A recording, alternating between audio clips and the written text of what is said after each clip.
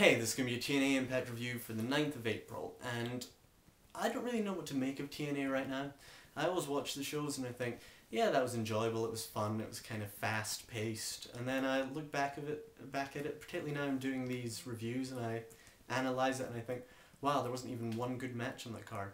There wasn't even one match that seemed to last more than 5 minutes, and there certainly wasn't one match that had a definitive winner and a definitive loser. So yeah, and also as a reviewer who likes storylines, even I think there are too many storylines. There's about 12 to 15 different storylines all in this one episode, and it just all becomes a bit crowded and you get like nonsense like Abyss and Lauren. Lauren appears to think Abyss is actually her boyfriend now, just because he said it a few times. I digress. Anyway, so yeah, I kind of enjoyed the show, but I feel it's just because TNA has put so much stuff in this episode that everyone is bound to enjoy a little bit of it. But anyway, yeah. First thing, the main event Mafia music plays, and I'm expecting a Kurt Angle, Jeff Jarrett promo, which I would hate, because I've seen it 100 times.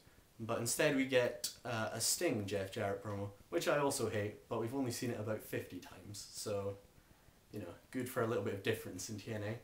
And basically Sting says that Mick Foley's calling all the shots because he booked him in that match versus Samoa Joe last week, and that if Mick Foley is now running the company, Jeff Jarrett should tell everyone, and he basically intimates that Jeff Jarrett has no power anymore.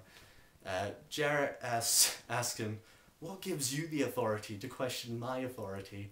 And Sting basically answers, because I'm old. Because I've wrestled a lot of matches, I have the authority. Yeah.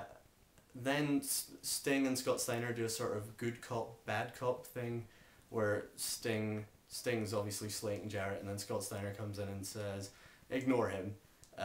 Things could be better if you joined the Mafia.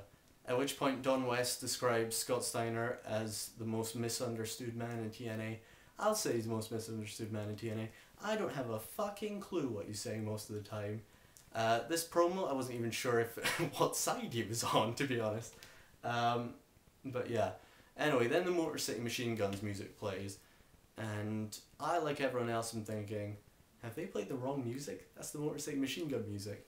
But no, apparently Alex Shelley comes out and he says that if Jeff Jarrett will agree to Sting's demand to put Mick Foley in a match tonight, the Motor City Machine Guns would be happy to take on Mick Foley, because Alex Shelley has never forgot that time on Thanksgiving where Mick Foley made him dress up in a turkey suit, then double-arm DDT'd him.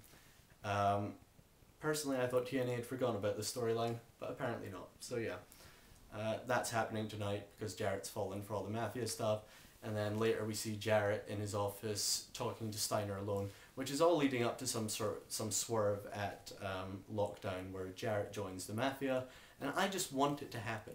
I want them to stop leading up to swerves and then not doing them.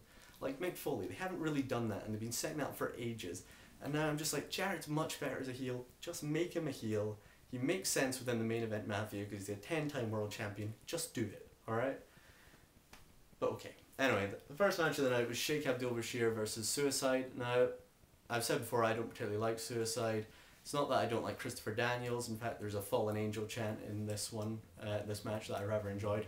But it's just that I don't think he really suits Suicide's moveset. So yeah, but this was an okay match. It was kind of just a sort of, you know, everyday match. Bashir did a new move. Basically where he holds their legs up here, their heads between his leg, and he just sits on them, basically. I thought it was his new finishing move. I thought that was going to be the end of the match, but apparently not. This wasn't an X Division title match, which basically just gave away the winner, because you were like, okay, it's not an X Division title match, therefore Bashir wins, probably with interference. And that's exactly what happened. His new team of anti-American America haters basically helped him. Kiyoshi kicked Suicide in the face, and then Bashir DDT'd Suicide onto the belt. They then start praying over the prone body of Suicide. The lights go out and Suicide's disappeared, presumably under the ring. So yeah, that's all to be said about that. Then we have Rhino with a military man who tells a horrible story about how his friend was killed in a terrorist attack, and how they used to bond over pro wrestling, and they both used to want to be pro wrestlers. And Rhino says he will train this guy to be a pro wrestler. I presume this is all true. I can't imagine this would be a pretty hideous angle, wouldn't it? But okay, fair enough. Then we had the beautiful people attack Raisha Saeed. I think this was during one of the during the break segments. There are 3 during the break segments. That's how many storylines there are in TNA right now. They can't fit anything onto the actual show. There were 3 during the break segments, right? There was more happening during TNA's breaks than there was during SmackDown's on-air time. But yeah, okay, they had beautiful people attack Raisha Saeed and cut her hair, I think. Then we have one of Mike Tenay's famous sit-down interviews where he talks to Sting. Basically he asks Sting the same question about 4 times. What mindset do you think Mick Foley will be in? How do you think Mick Foley will react?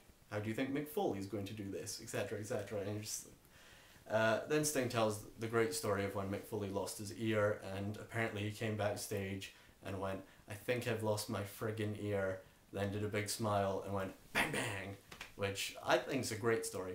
But once again, there are too many of these stories in the TNA. There's too many sort of older wrestlers talking about the good old days in the 1990s, trying to make TNA some sort of historic wrestling product. And it's not.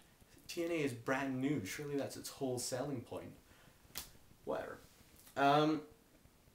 Mick Foley comes out. He said earlier he was going to tweak the handicap match made by Jarrett, and he says he's going to make it a first blood match.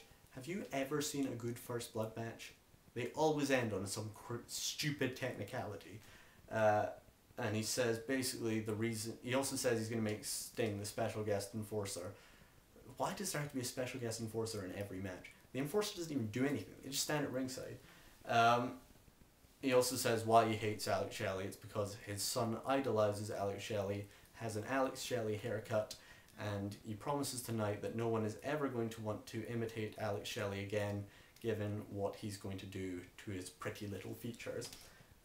Which is fair enough. Then we have a Booker T interview. This was fucking horrible.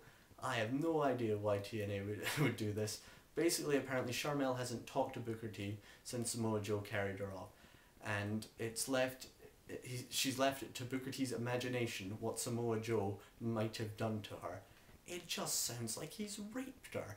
This is a hideous storyline. Samoa Joe just sounds like a fucking rapist here. I mean, I have no idea why they would do this. Basically, the main event Matthew all seem face in this. Kurt Angle says, this isn't about wrestling anymore. This is about family and stuff like that. And you're like, what? You're supposed to be the evil guys who go around beating people up. And now the faces are so evil. Yeah, anyway, they go down to ringside together to take on Samoa Joe. AJ Styles wants to help Joe. Joe won't let him help. Angle's about to hand... This is a rubbish match, by the way. It lasts about 3 minutes, and it just makes Booker T look shit. Angle's about to hand Booker T a chair. AJ Styles comes out and takes the chair off Booker T. Then Booker T goes for the axe kick. Joe reverses it into that snap power slam. You know the one he does all the time for a 2 count? And sometimes he doesn't even go for a cover on it. Yeah, that got the free count on this one. Booker T just looked shit. Why couldn't they have just had him do a muscle buster? Everyone's having to job to Joe anyway right now. Why can't they just have him job to Joe in a conventional manner? A power slam. That's just one of his regular moves. Unbelievable. Anyway, what the fuck is that? Anyway, Joe squared off against AJ. I think that was during the break again. So yeah, there's a bit of tension within Jarrett's team is the implication. And just one more thing before we go to part 2 very quickly. ODB and Cody Deaner have their day at Universal Studios. ODB tries to make everything into a sex joke, even when it doesn't work. Okay, turn over for part 2.